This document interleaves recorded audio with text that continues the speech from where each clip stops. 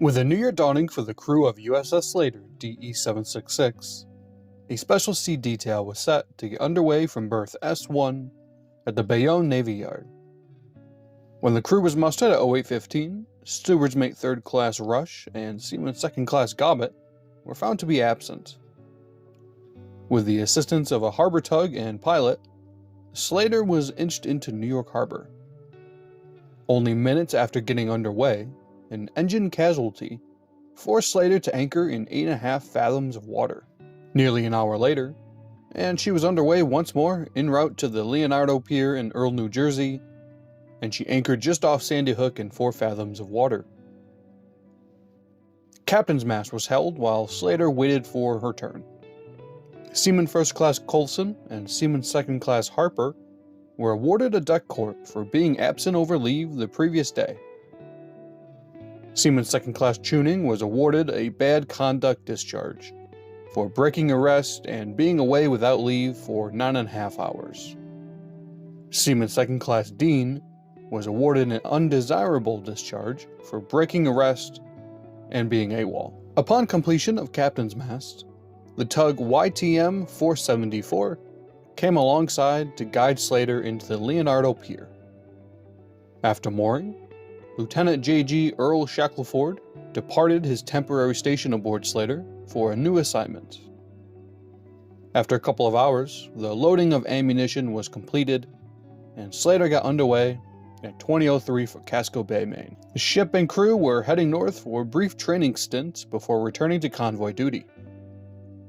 Sailing at just under 20 knots, she was joined by some familiar faces. USS Somers DD-381, USS Ebert DE-768, USS Burroughs DE-105, USS Oswald DE-767, and USS Kirkpatrick DE-318. The small fleet continued their voyage on the 3rd.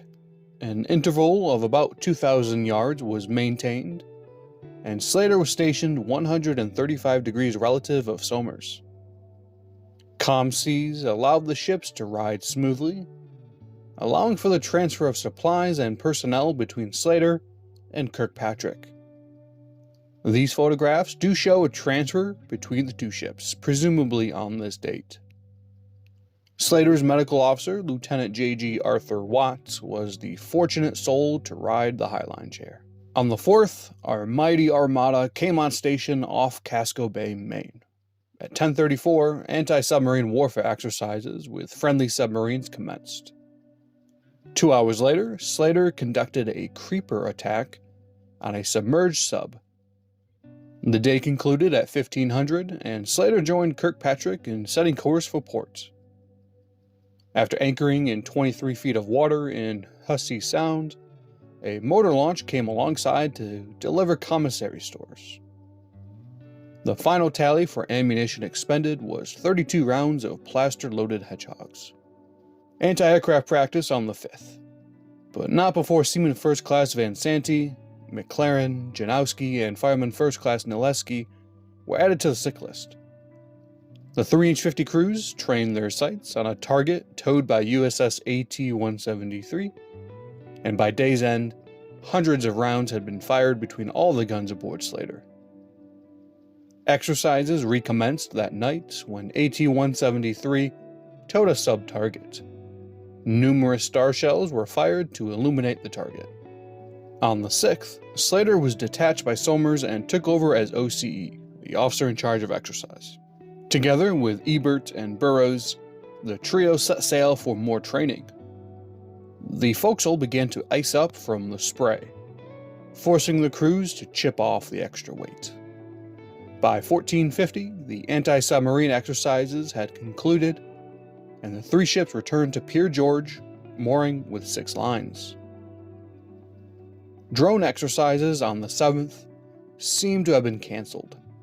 As Slater departed in the morning, heavy snow and wind set in, causing visibility to drop down to 0.